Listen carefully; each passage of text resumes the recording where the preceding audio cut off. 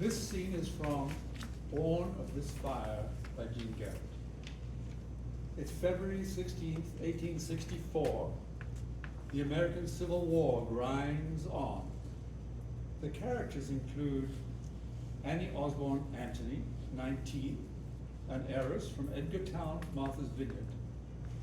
Daniel Reed Anthony, 38, a sharpshooting brother of Susan B. Anthony, now the mayor of Leavenworth, Kansas, and others who are citizens of Kansas. Annie is happy to be leaving slave-holding Missouri and enter free Kansas. Her new life waits for her on the other side. But first, she must cross the Missouri River. The sleigh's ready. Isn't there a bridge? No, not here. The ice is thick enough, though. We'll ride across. Are you sure it's safe? Would I risk losing you if I wasn't sure? The wind bites as they begin to cross. The river's so wide. Missouri glints behind her, a land still ruled by chains. Ahead, Kansas, established as a free state by her husband in his service as a Union colonel. Now, as mayor, he keeps Leavenworth free. Seeing Annie blinded by the glare, Daniel leans close to speak in her ear. There's the Planters Hotel. It'll be warm inside. Oh, thank heavens. I think my hands have turned to ice. Now, the Planters Hotel, Mrs. Anthony. I told you it would impress. Welcome back, Mr. Mayor. And you must be Mrs. Anthony, all the way from Martha's Vineyard. I'm Jep Rice. We've added clam chowder to the menu, just for you. That's so sweet. Thank you. It's so good to be off the road. But after all that traveling, Martha's Vineyard seems like another world. Across the table, Daniel reaches for her hand and encloses it in both of his. You here? You're the answer to a dream I've carried for years, Annie. Annie Anthony, I waited so long to bring you to Kansas. We only met last August. I know, but I was looking for you long before that. And now you're here. More than I'd hoped for. Better than I dreamed. You remind me of a rose, plucked from your father's garden by the sea. Flattery will get you everywhere, Mr. Mayor. But for now, I can't wait to see the places you've told me about and meet the people who matter to you. You know what made me fall in love with you? What?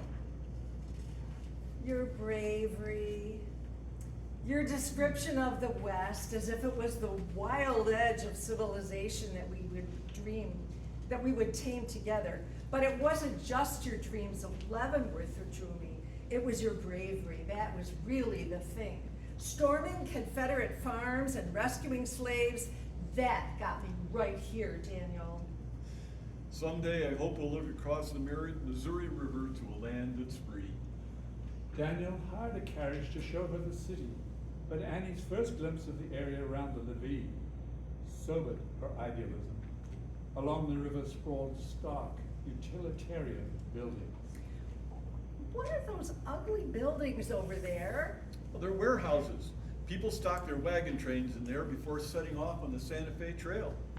Don't those shopkeepers over there know that paint preserves buildings?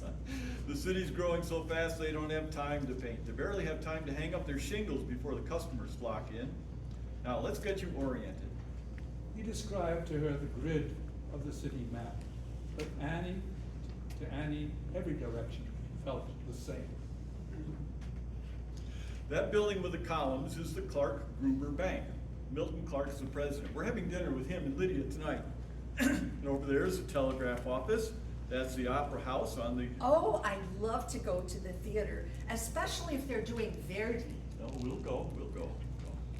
And here's the post office. See that corner window? That's my office. Ah, so this is where you mailed me all those love letters. And where I check my box several times a day for yours.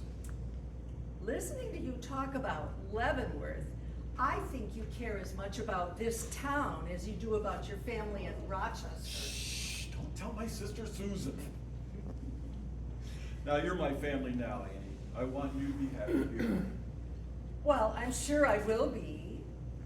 But I'm cold again. Can we go back to the planter's house? I'd love to get a hot bath and change my clothes. An hour later, faces turned as Annie entered a restaurant on Daniel's car. She lifted her chin every inch the way a mayor's wife. A dapper man rose from a corner table. Well, who have we here? Someone's finally caught Leavenworth's most eligible bachelor. Welcome, Mrs. Anthony. I'm Milton Clark. And this is my wife, Lydia. I once tried to match DR with a friend from Nebraska, but he insisted on marrying someone from back east. It's lovely to meet you. What has he shown you of Leavenworth so far? Well, he gave me a carriage ride through the town, showed me the bakery and the telegraph office, and of course, Milton's bank. Typical man. I bet he didn't tell you where to get Godey's Ladies Book, or the best confections, or linens, did he? No. Then you must join me on a ladies' tour tomorrow morning. It will be the perfect preparation for the reception we planned for you in the afternoon. Say yes. Oh, yes. How can I resist? Thank you, Lydia. Annie, you better get acquainted with this city. I'd rather you not go out alone. Promise? Annie, do you promise? Warm sherry. Oh, promise? Promise. What? You don't go out alone, okay? Oh, anything you say, sir. Thank you. Well, it's been a long day. Let's get back to our room, shall we? The next day, with Lydia at her side, Annie was able to relax and enjoy her reception. As the last guests said goodbye, she closed the door and fervently hoped that an invitation would soon follow. She badly missed her womenfolk from the vineyard. Later, How was your party, Annie? Lovely. I discovered that your black stallion is quite the admired creature about town. True, but who did you meet? Oh, I met a woman who helps her husband make photographs, and one who teaches piano, and Sally Harvey. And she said that she works in the lobby downstairs and can usually accompany me when I want to go out. That's good. You'll find her ticket booth in the north corner.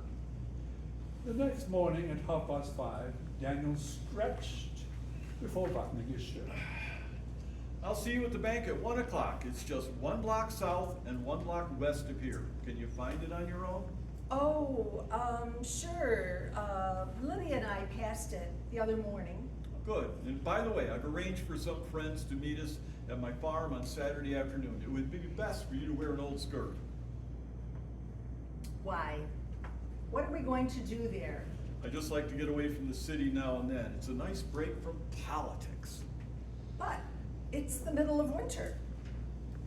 What can you possibly be growing now? Apples. You have to be pruned before the active growth begins, and now's a good time to start. I was hoping we could do something fun, like taking a ride or going to the opera. There's nothing playing this week, and I have horses to ride at the farm. Don't worry. Anyway, you'll like Chaz and Elliot. See you at 1. Annie frowned as she swung out of the door. She had not brought any old clothes to Leavenworth. How could she possibly lay her hands on a suitable skirt in only 3 days? Who does he think he is giving me orders? Come back next week to hear what happens to Annie when she ventures out on her own.